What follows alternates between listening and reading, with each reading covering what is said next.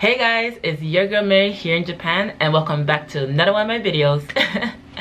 So today's video is actually going to be really directed at interviewing and how to succeed in interviewing, because one of my dear friends recently got to the second stage interview at a company I introduced her to. So I really want her to succeed, so I told her I'm going to make this video for her, and hopefully everyone else can enjoy as well. So being a recruiter for almost 3 years now, I've done over 300 at least interview preparation, tips, and advice to candidates one-on-one, over the phone, in person. So I thought of 5 good tips to always share with my candidates so that they can succeed in their interviews, and I hope that can help you guys today. So quickly before we start, if you haven't hit the subscribe button, what are you waiting for? You know, hit that subscribe button. We got awesome content on this channel ranging from life in Japan, finance, getting better and leveling up in life, and just everyday goodies. So hit the subscribe button and hit the like button as well while you're at it. Okay, good to go. Let's get started. So my number 1 tip in terms of how to succeed in a job interview is all about the body language. Okay, that's not right. But yes, but it's all about the body language. So when you walk into the room, people, like within maybe 10 seconds, are judging you already, and that's the unfortunate truth. And they especially judge you in the way that, you know, you come in, your approach, your demeanor, meaning your attitude, your smile, and things like that. So my recommendation is to always keep your head up high, not like this where you're like looking down on people, but high so it shows that you're confident in yourself. Shoulders down and back so you have a good posture, so you're not slouching, because you don't want to be like, oh yeah, my name is Mary and I'm so excited to get this job. No, you want to be like, hi, my name is Mary and I'm really interested in this position. And you see how I have just a when I'm doing the introduction, I have a big smile like this, but obviously you cannot maintain this big smile the whole time, because truthfully that looks kind of creepy. So my recommendation is, you know, when you're doing the introduction for the first couple, maybe 30 seconds, you can maintain the big smile, but then once they start talking, you can settle it down to just a slight smile. So let me demonstrate. So action. Hi there, my name is Mary and I am from Canada, and I'm very interested in this marketing position. Thank you for inviting me today for the interview. So I always keep smiling a lot, but you don't have to have a endless smile as big as I do, but you can settle into like a, you know, closed lip smile, and then when they're talking to you, then you can just maintain like a slight smile, something like this.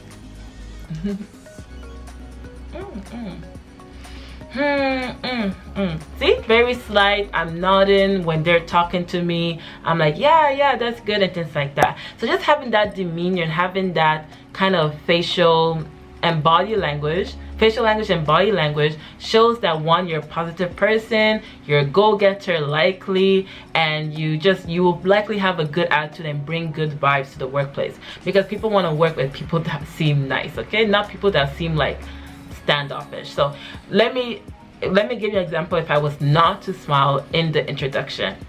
Action. Hi, my name is Mary. I'm from Canada and I'm very interested in this position. Thank you for having me today. How boring is that? I'm just gonna hire Mary, like shit. I'm like, Mary, get out here.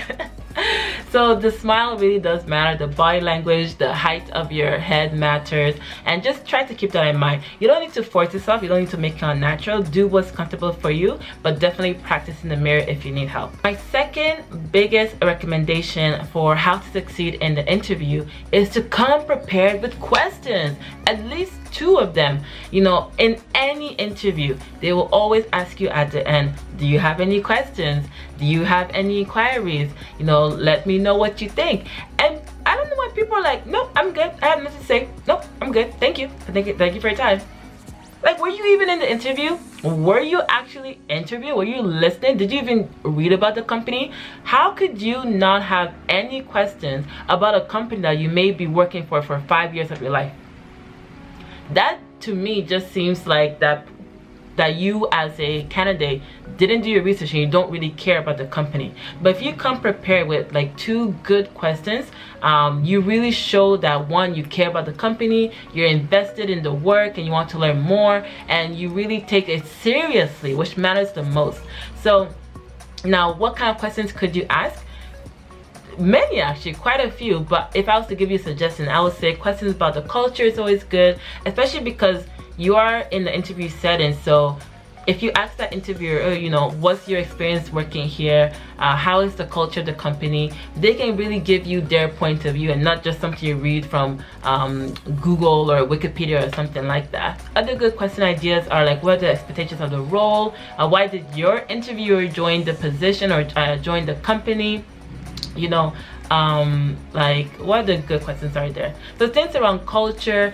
Even bonus, look up something that the company recently did on did socially. So maybe they recently had a fundraiser, talk about that, or talk about how you really love the company motto, talk about that. Like I did that for the current company I'm in. I was like, oh, I read your, what do you call it, like company motto, and it really resonated with me for this and this reason. And I think that did impress them a bit, because they saw that, you know, I didn't just look at the website, but I really tried to align my beliefs with the company's belief.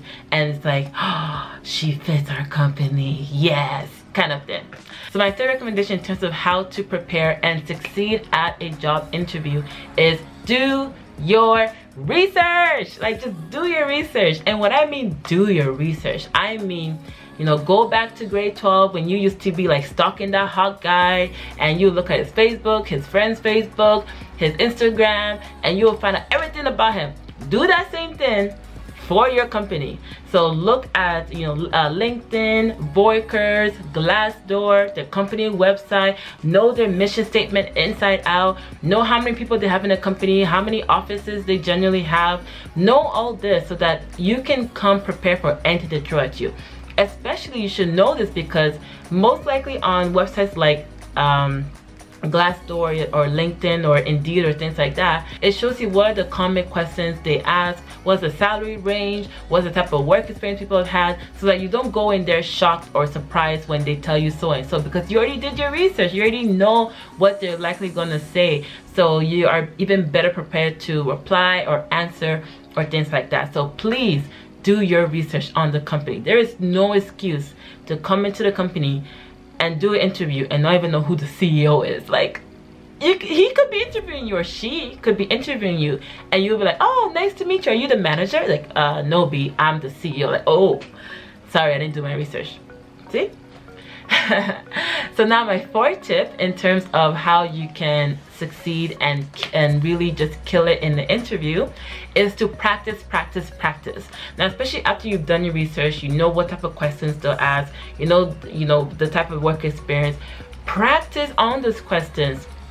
Get a notebook and literally write down maybe the top 10 most common questions, and then write your answer down to it. And the reason why I say it's good to really write down your answers, because you think harder through that way. Because if you're just saying like, oh, my top strengths are I'm a good communicator, I'm a good listener, and I'm detail oriented, but then when it comes time to say that and to give examples, you go like, I don't really have an example, or it's not as, it doesn't come out as smoothly and as confidently. But if you practice by writing it down and then speaking out loud, either in front of a mirror or recording yourself or things like that, it comes out way smoother. And by writing it down, you also write down, you know, not just the answer, but examples. That's how you really succeed in the interview, because it's not just enough to give an answer like, oh, tell me your top strengths. Oh, I'm proactive, friendly, nice, whatever, and detail oriented. Okay, but what's an example? And then if you can give an example of when you've been proactive in a project in your previous work or school or club or anything like that, you know, it doesn't have to just be directly from work experience, but it could be from life experience, then you are helping the interviewer to imagine you in their workspace doing that, like actually being proactive, actually being detail oriented. So that's what really separates those who, you know, are just interviewing and those who are there to succeed in the interview. So practice, and also write down the answers and provide at least one example for every 2 questions or 2 answers that you give, like real examples. Okay, And finally, my last recommendation is to dress to impress. Like, you are there for an interview. This is not you meeting with your friends, meeting with your homegirls or your homeboys. You know, you can't be wearing sweats. You can't be wearing like all jeans, jean jacket, jean pants, and jean shoes. You know, you're there to interview. Now, even the companies that say this is casual, unless they explicitly tell you that you can come in t-shirts and sweats, come in at least informal business attire. Some companies, yeah, you need like a full suit and everything, like, you know, the finance companies, even recruitment agencies expect like a full suit and such. But other companies, like, you know, most common IT companies nowadays who are more like chill, they will say like, oh, you know, dress comfortably. But I would still recommend dress business casual, meaning that, you know, you could just throw on a light blazer, or have, if you're a girl, just have like a nice dress with some flats. You don't even need to go out like full heel way, but at least you're dressed sensibly and business casual. One, this shows a good impression. It shows that if you do need to, you can clean up. And you know, once you join anyway, you're gonna be wearing sweats. Like, that's what I did when I joined my company now. When I interview for my company now, I dress all business casual for all interviews. And then as soon as I came in, girl, I'm wearing my Adidas, like full suit Adidas every Monday. And it's so different from how I interview. But the company is all about casual wear, so that's okay. But I'm just saying that what's important is that because it's the first impression, second impression, you do want to dress well and at least dress business casual. Okay, so I hope you guys enjoyed today's video. You know, as always, if you liked it, hit that like button, subscribe if you have not subscribed, and definitely share this video so we can provide we can help people who are trying to interview and who are struggling with interview and just they keep failing and they don't know why. Hopefully these 5 tips can really help them to succeed in their interview. So as always, it's your girl Mary here in Japan. Have a lovely day. Bye.